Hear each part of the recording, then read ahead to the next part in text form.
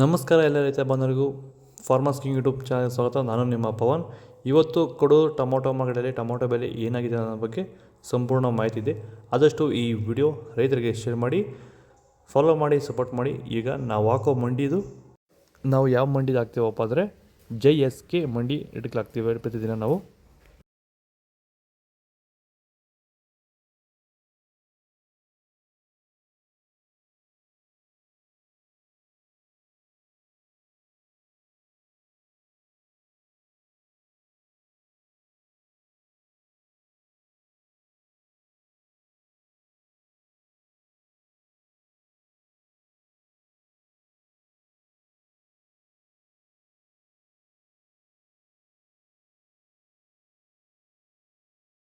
ಈಗ ಈ ಒಂದು ತೋಟಕ್ಕೆ ಎಸ್ಪೆಷಲಿ ನೀವು ಸ್ಟಾರ್ಟಿಂಗಿಂದ ಏನು ಮಾಡಿದ್ದೀರಾ? ಈ ತೋಟ ಇಷ್ಟು ಚೆನ್ನಾಗಿ ಮೇಂಟೈನ್ ಮಾಡಿದ್ರೆ ಏನೇನು ಮಾಡಿ?